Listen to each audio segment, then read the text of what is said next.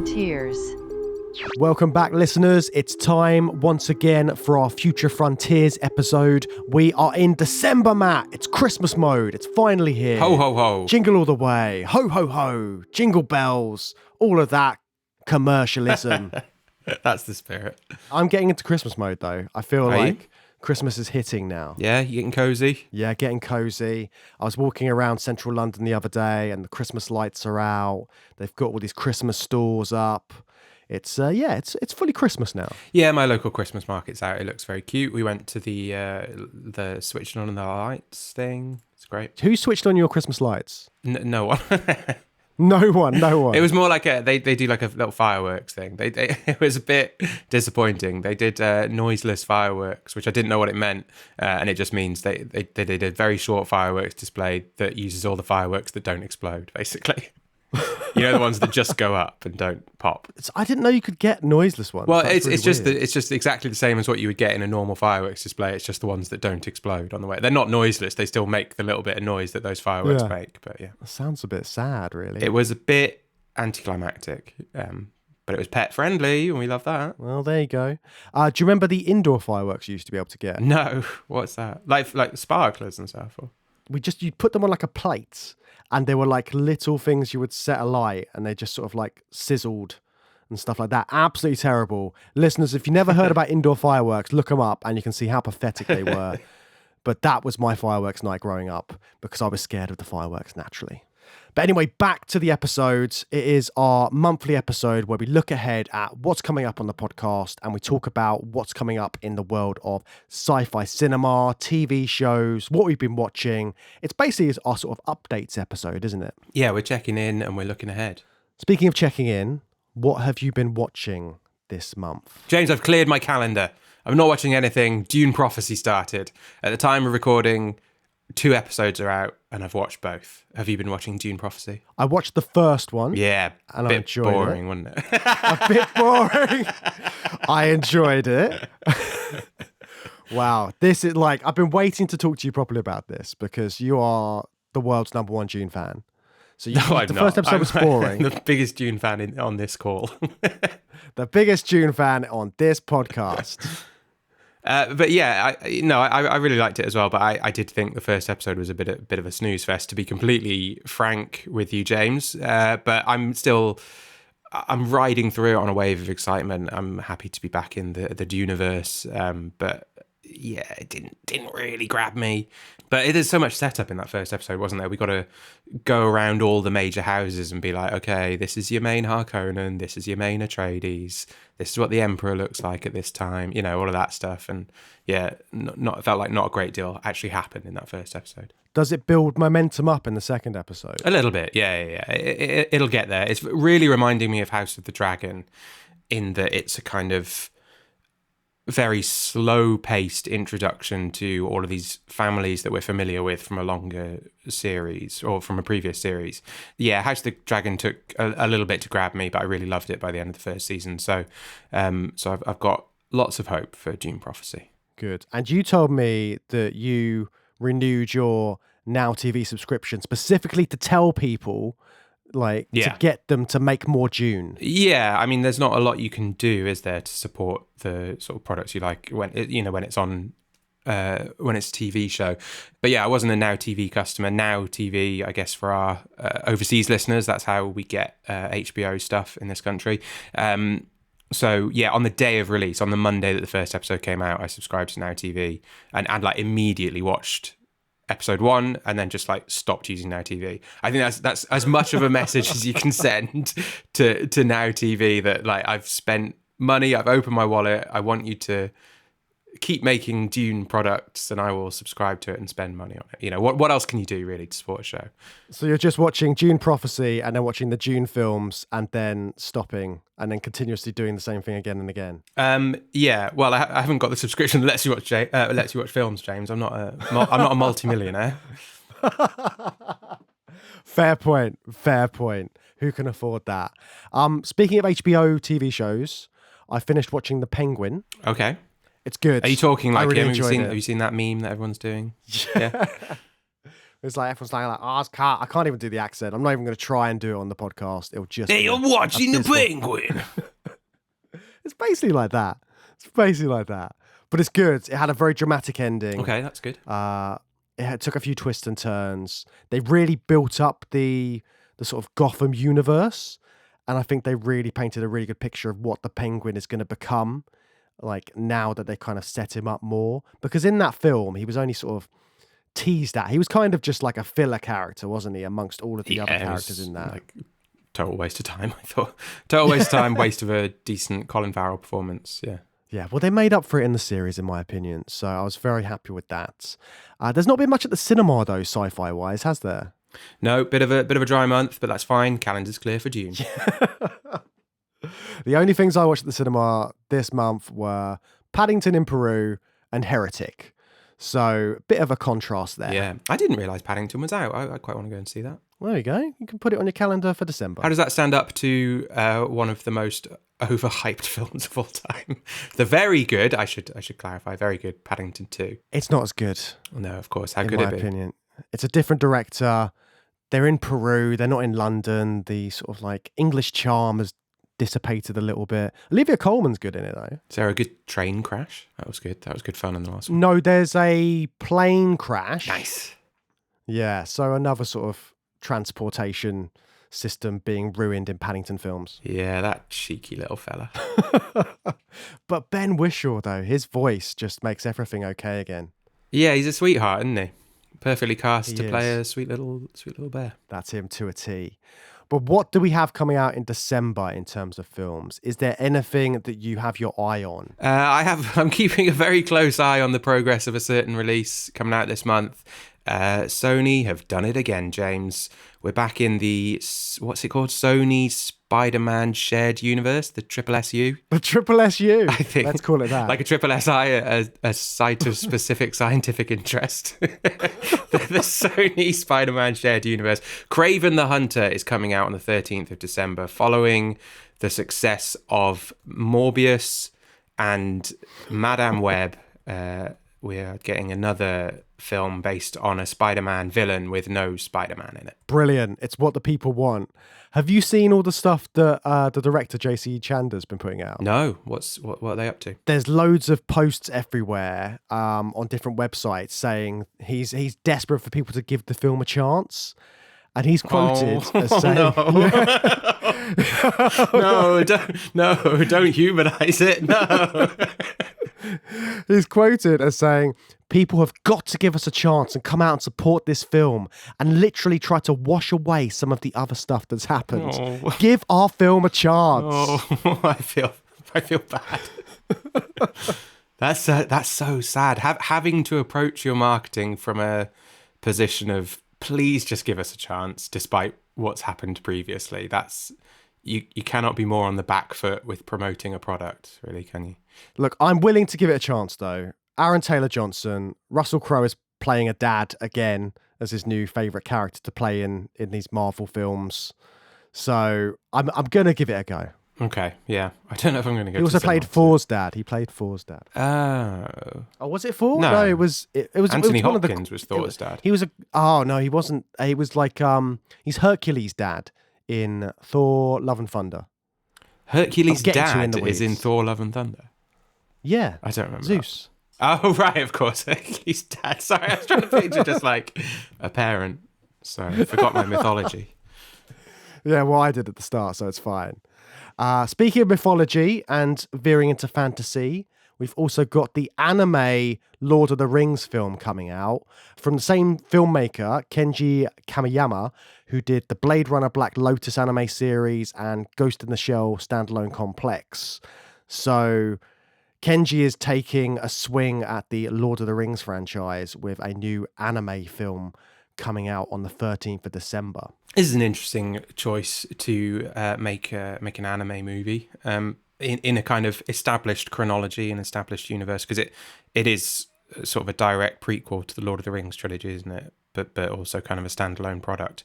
It's weirdly presented in the trailer because the first thing you see there's probably a few trailers, but the one that I watched, the first thing you see is the name Peter Jackson on screen, and I don't know how much. I'm sure he's had some involvement, but you don't see Kamiyama's name until a bit later in the trailer, and also all the images that you see are like live action footage from the films. Like you see Aragorn and some other character, Legolas, I think, which felt odd and doing maybe a bit of a disservice to this film, because then you watch the rest of the trailer and the animation looks absolutely amazing. So I think it might be quite fun, but just weirdly presented in the trailer, I thought. But I'm maybe a little optimistic about it. I think it might be quite good. How do you pronounce the name of this? No idea. The War of the Rohirrim. Rohirrim, I think. Is the Rohirrim. Okay, there we go. Rohirrim. Because it's set in Rohan, isn't it? Yeah, and the Rohirrim are the cavalry type characters, which I thought I'm not like the biggest Lord of the Rings fan. I think I've only seen it once since they came out in the cinema, but I like it. I thought they were called the Riders of Rohan. That's what I remember them being called. But I'm pretty sure the Rohirrim is the same thing as the Riders of Rohan. It's just maybe their official name or something. Okay, so the War of the Rohirrim, Lord of the Rings anime coming out 13th of December. There's another character, which you're probably familiar with, coming out with a new film as well on the 21st of December. Sonic the Hedgehog's back. I haven't seen any of the Sonic the Hedgehog films, but I've heard they're better than you would think. Better than you'd think. Yeah, they're fun watches. They're not going to blow you away. Right. But I've stuck a few on in the background and had an okay time. That's my review of Sonic the Hedgehog. Okay. And are you planning to put this on in the background as well? Yeah, probably. I might take a trip to the cinema to watch this one if I've got a spare day and a bit of time on my hands.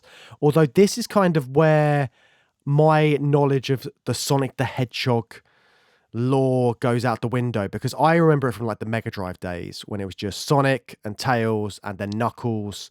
But in this one, it's got Shadow in as well, voiced by Keanu Reeves, who is the evil hedgehog that has been made from science, and he has a gun and a motorcycle, and it's Keanu Reeves doing the voice, so he's all cool.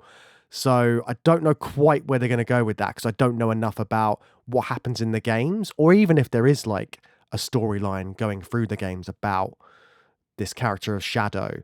But Sonic, Knuckles, and Tails are joined up now. Knuckles was the villain in Sonic 2, so it's going to be interesting to see what happens with that.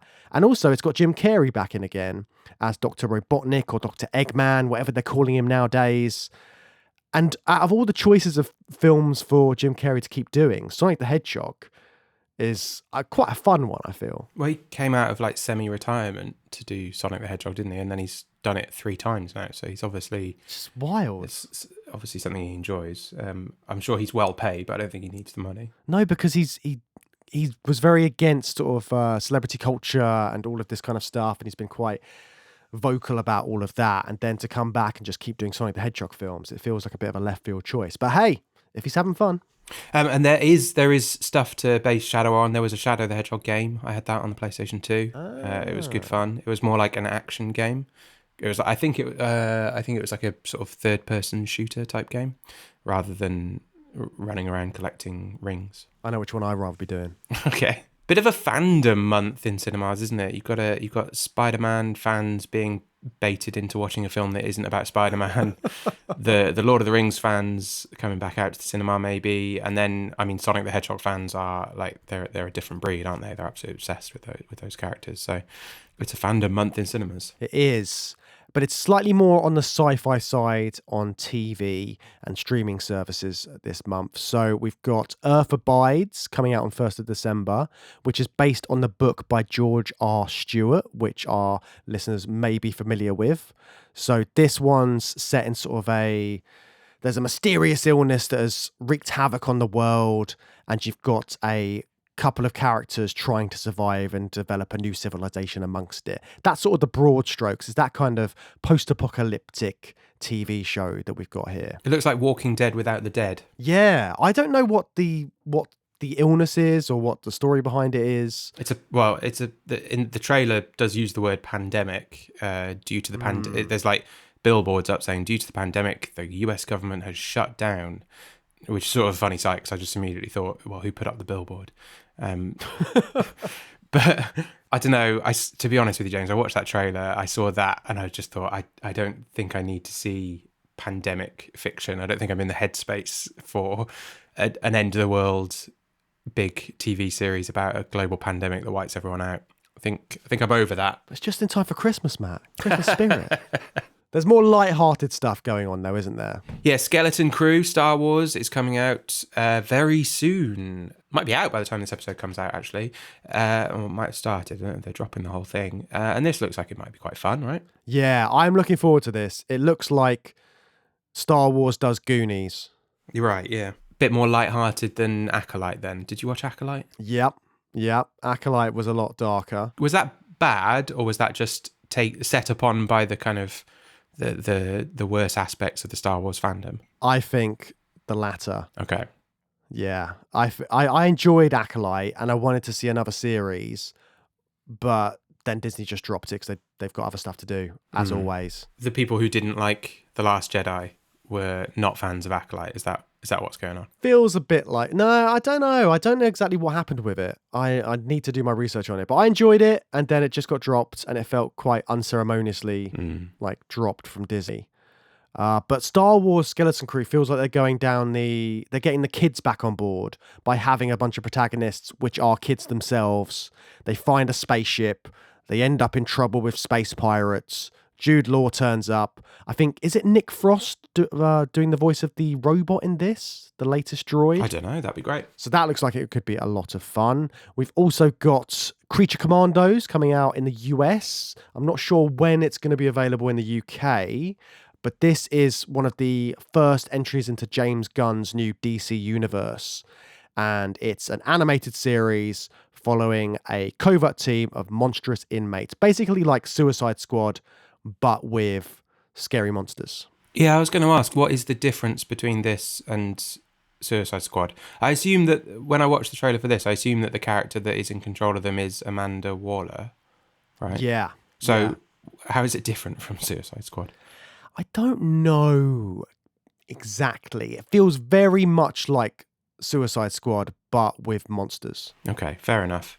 Could be fun. A bit of a weird way to introduce the new DC universe, given that there is a Superman movie on the way next year, I think, or maybe the year after. You would feel like that's the natural entry point to a new DC universe, but we're going with an animated TV show full of characters that no one's really heard of. Yeah, it's got a good voice cast, though. Yeah. You've got Frank Grillo, everyone's favourite, playing Rick Flag Sr. Can you guess who else is there? Also goes Sean by the name Gunn, I imagine. Sean Gunn. Yeah. Sean Gunn's in it. Yeah. We've also got David Holler as Eric Frankenstein. Alan Tudyk, who's always great. He's going to be Dr. Phosphorus from the looks of it here. And Indira Varma and Viola Davis, obviously, as Amanda Waller again. So, yeah, interested to see what that's going to be like.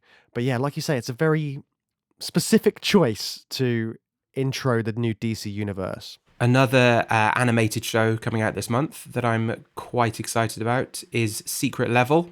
This is going to be a mix of sci-fi and it'll be some fantasy and some other bits and bobs in there as well. This is another anthology series from Tim Miller, who created or co-created Love, Death and Robots that we talked about a while ago on the show. Yes, Tim Miller making another animated anthology show, which looks very, very good. A shout out to Daryl on our Facebook group as well for suggesting this one and making sure that we had it in our Future Frontiers episode. He said in his message, got to be some sci-fi goodness in Prime's video game anthology Secret Level.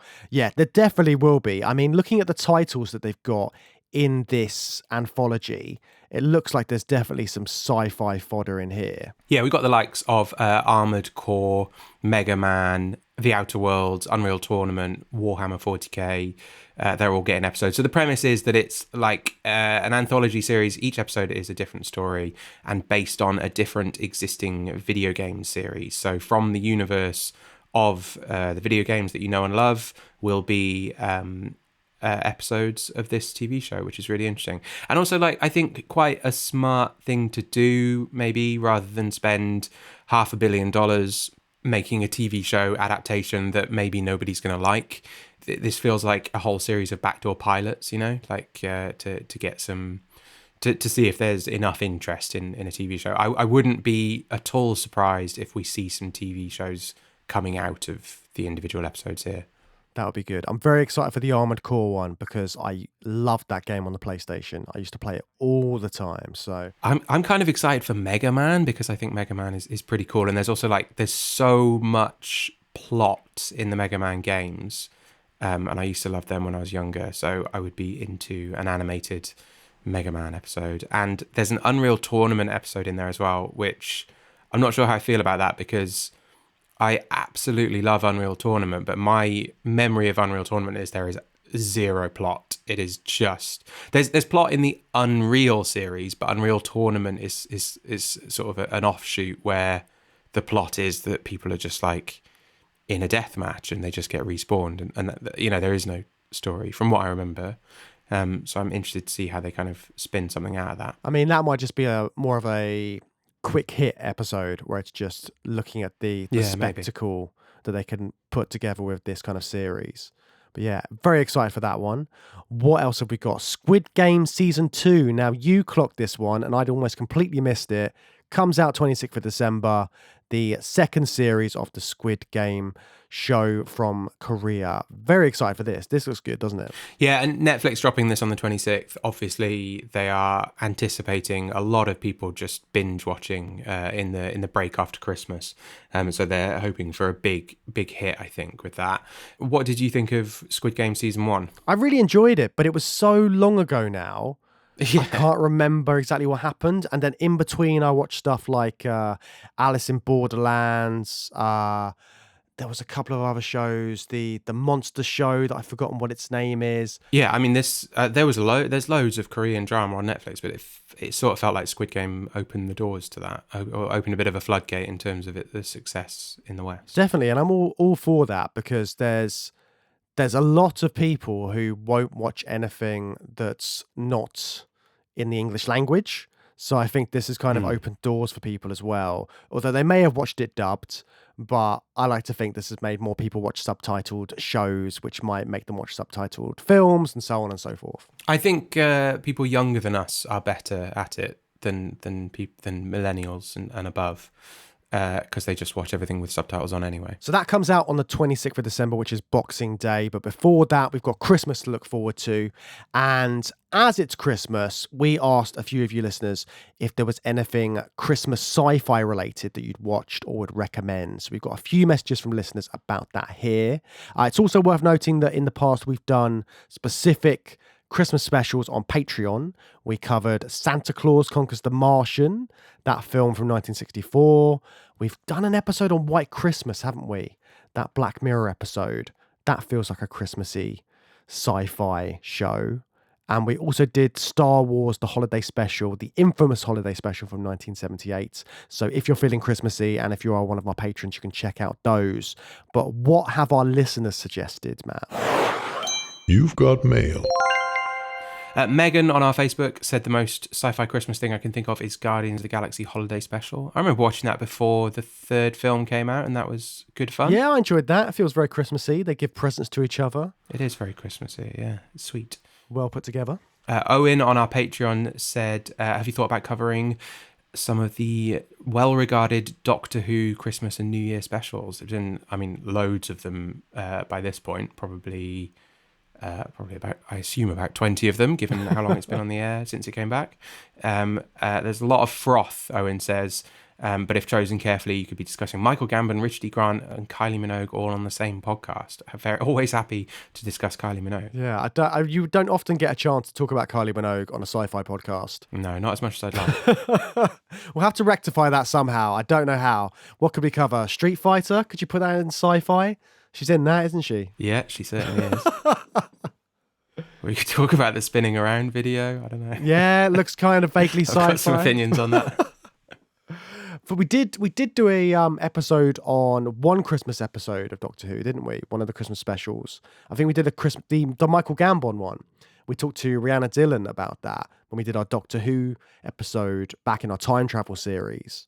So if you're looking through the archives, you can find that for some festive spirits. But you're right, the Christmas specials of Doctor Who are always great, and they always sort of get me in the mood for the festive period. Yeah, it's what got me into Doctor Who, actually. I sort of hated Doctor Who when it originally came back in the early 2000s. And then each year I'd go home and visit my parents and have a big glass of wine and watch the Christmas special with my dad. And being a little bit tipsy, I would always enjoy it. And then after a few years of that, I was like, all right, I should go back to the beginning. And now I love it. See, there you go. Christmas being your gateway into Doctor Who. I'm sure that's the case for a lot of sci-fi fans out there as well. Who else have we got down here? So Malcolm, he sent us a message saying, I watched this low-budget cult classic at the weekend and realised it's set at Christmas. He said, can I recommend it for December at some point? It spawned many sequels. This one is a poor man's Blade Runner mixed with Marlowe and 12 Monkeys, featuring a zombie Santa. It's very 80s, lots of neon, and a young Helen Hunt. Early Christmas present, methinks. Trancers from 1984 is the film that Malcolm suggested. So, I've never heard if of you're this. looking, Sounds amazing. if you're looking for some zombie Santa action and an 80s, I don't know whether to call it a classic because we have not seen it. Well, Malcolm's used the word low-budget cult classic, so let's call it a cult classic. Trancers from 1984 is Malcolm's recommendation. Great. I need to see that. We're going to add it to our list. Add it to our Christmas list. So that's our Christmas mailbag. What's in our more regular mailbag, James? Well, speaking of Malcolm and his questions, he had another question for us as well. His question was, if you could put on a sci-fi all-nighter, what would you show? Non-Christmas related this time. Yeah, I was thinking about this, what I would put on. To be honest with you, the idea of staying up all night is horrifying to me. So what I thought would be the perfect all-nighter then was the Terminator films, or just all of them. Because you could watch 1 and 2 back to back. You and I did that at the IMAX. It was amazing. And then if you so choose, you can watch maybe like the first half hour of like Terminator 3 with that awesome truck chase sequence and then just nod off. Sleep through Salvation and Genesis, get some hours in, and then wake up a little bit refreshed to watch Dark Fate if you want, you know? So my perfect all-nighter includes a few hours of sleep, basically. But I thought that the Terminator franchise was a sort of perfect arc for when you might want to just nod off. That's good. I like that. I think the Terminator ones would work. What would you put in your all-nighter? Planet of the Apes. Just all of the Planet of the Apes All films? of the Planet of the Apes. And which ones would you sleep through?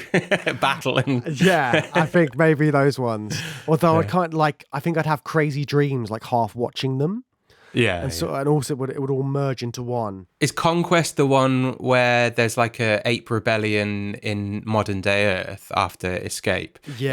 If you were sort of half sleeping through that, I think that'd be terrifying. I think you really would have the craziest dreams in that one. You'd wake up during the riots and all of that stuff. Yeah.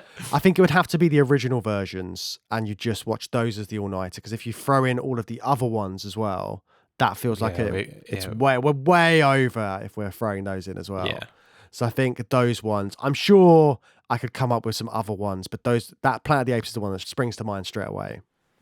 Good choices. Gives us both an opportunity to fall asleep, which is what I want from any activity that lasts all night. What else have we got down here? Tima wrote to us on Instagram and said, I feel Stephen King was also a sci-fi writer. What's your take? Absolutely. Stephen King's a sci-fi writer. Stephen King is a brilliant writer. I absolutely love Stephen King. Intimidatingly prolific. I'll certainly never read all of his books, but I've read quite a lot of Stephen King books and I really like him. He's a master of genre fiction, isn't he? Because he's not he made his name in horror, but he's a horror writer. He's a fantasy writer. The Dark Tower books, obviously, and That's Eyes got of the a bit of Dragon. sci-fi as well. Plenty of sci-fi. 11/22/63 was a big hit, wasn't it? That's time travel. Yeah. The Running Man, which we covered the film version of. Oh yeah. That was him. Was it Aliens in Dreamcatcher? Yeah, Aliens and Dreamcatcher. Under Spoilers, the Dome. potentially. Under the Dome, definitely. Yeah. So maybe a bit later in his career, he shifted to sci-fi, I suppose, then, because those all feel like slightly, apart from Running Man, which wasn't Stephen King, was it? It was Bachman release, I think, originally, that now released under his name, I'm sure. But again, like sci-fi and horror are so closely linked. They're closer than cousins, aren't they? They're like brothers, sisters. and fantasy being the third sibling in that mix as well. Yeah, exactly. The holy trinity of genre. I like it. I like it a lot. We've got a message from Patrick as well. His message is, any interest in doing a sci-fi book club podcast? I think we'd love to, but I don't think we have the time. Absolutely not. I mean, yeah, like I'd love to, but James and I both have day jobs, and we struggle to get through the films and TV shows that we need to watch for this podcast. But Patrick, you should start. I'd love to listen to a sci-fi book podcast. If you put one together, I would be tuning in. Definitely. Because I always love hearing recommendations from people about sci-fi books. I've been really trying to get my reading list up over the past year. And the more recommendations I can get from people, the better.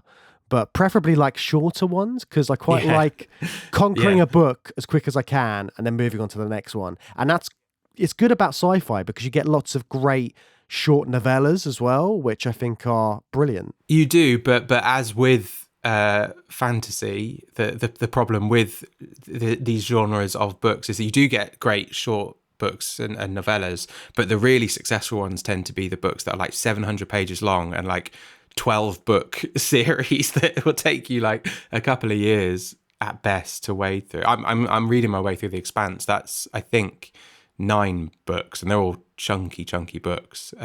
So I'm not going to be reading anything but Expanse books for quite a long time, I think. Yeah, take some time, but yeah, I hope that answers your question, Patrick. We'd love to, but we'd love it more if someone like yourself might put one together. Yeah. Maybe we'll do a few book specials here and there.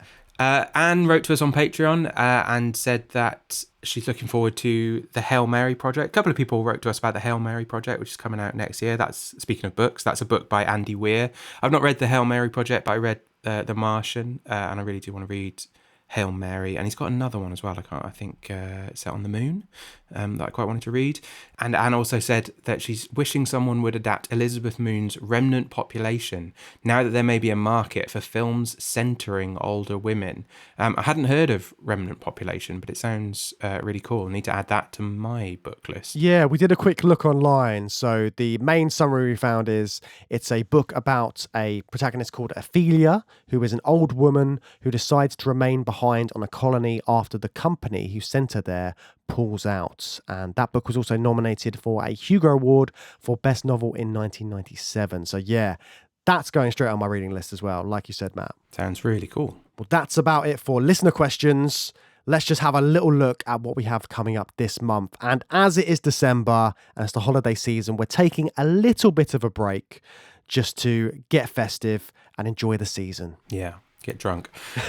On the main feed, on the 5th of December, we are continuing our journey through mad science with Dr. Cyclops from 1940 and Downsizing from 2017, a couple of shrinking movies. To them, a crocodile becomes as huge as a prehistoric monster. A rifle as unwieldy as a siege gun.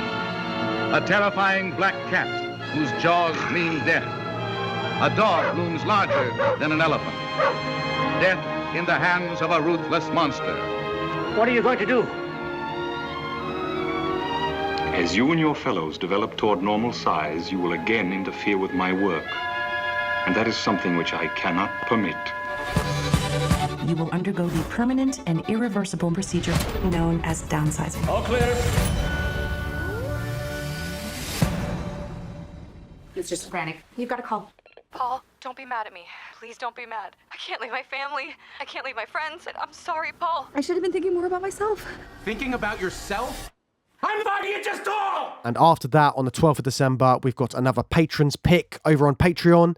This time we're looking at Sea Fever, a underwater, scary sea sci-fi film. Yeah, spooky ocean sci-fi. Yeah, and one of the things we love, it's like a independent, low budget, high concept sci-fi film. So yeah, very excited to be discussing that one over on Patreon. You're the scientist, I hear. I am Jared, the skipper. This is Freya, the real boss. What is your work while you're on board? I identify and extrapolate patterns from variations in deep sea behavior. I need to photograph your catch. Yes! We're on a roll.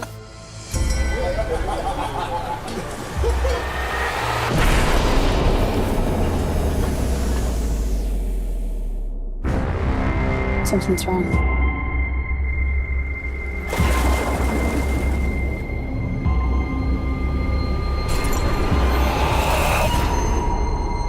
What is that? How long till they eat through the boat? That's inside the boat. As James said, we got a little break from the main feed while we celebrate Christmas. But then we will be back on Patreon for a Christmas special on the 26th of December. So if you can tear yourself away from watching Squid Game Season 2, you can tune in to listen to us discuss Await Further Instructions, a Christmas set sci-fi horror movie. Yes, Await Further Instructions, a British sci-fi horror. It's all centered around a family at Christmas time, and things take a turn for the worst when they're trapped inside their house and start receiving strange instructions from the TV. It's King's Speech. Someone's locked us in. What do you want about? They're all the same. Who would lock us in? Hello! Could it be a reality show? Some sort of awful game? She's a white Ding dong merrily on high, in heaven the bells are ringing. Ding dong merrily the sky is written with angels singing. I'm your son! And then in the new year, we will still be on break from our main series, but we will be podcasting our Severance episode that we recorded off the back of Severance Season 1, because Season 2 is coming out soon in January. So to get everyone hyped up for that, we're going to be releasing our episode on Season 1 if you want to get caught up with us. Yeah, I mean, I need to get caught up on Severance, so I think I'm going to be listening to that one again. I'm really excited for Season 2. I absolutely loved Season 1, so can't wait for some more Severance. I give consent for the Lumen Corporation. And it's a good corporation. To sever my memories between my work life and my personal life. I acknowledge that once the procedure is complete, I will be unable to access my personal memories whilst on Lumen's severed floor. Nor will I retain work memories when I return home at the end of the day. I am aware that this alteration is comprehensive and irreversible. I make these statements freely. Okay, that's a wrap. Yeah, so that's our lineup throughout December and the beginning of January. And like Matt said, we'll be taking a little bit of a break from the podcast, but we will be back with new episodes fresh out the gate in January. New year, new me, same podcast, same hosts, same good sci-fi chat. But new somehow, because it's 2025. Yes, so you can find us in January back on your podcast feeds. But in the meantime, we've got all that other stuff coming up. So subscribe if you want to hear more, and if you're not already subscribed, and come and check us out on social media. We're on all the major social media networks, including the one that is spiraling and failing. Yeah, are we on Blue Sky yet? I think everyone's moving to Blue Sky. Do we need to do that? Oh yeah, we're not on all the major social media failed, networks because there's a new major one. Okay, maybe we'll be on Blue Sky by the time you hear this. Hey, that's a 2025 job. And remember, if you want a free and easy way to support us and the podcast, you can leave us a lovely review. We would really love that. It's a quick and easy way to help new listeners discover the show, and also it fills our hearts with joy. And it's Christmas time. It's the time of giving, so give us a 5-star review and a lovely comment, please. And if you want to give us even more in this time of giving, come on over to Patreon at patreon.com/journey through sci-fi for all of our bonus content to hear more from us over the Christmas period. Yes. Well, that wraps up our Future Frontiers episode for December. We will see you all soon.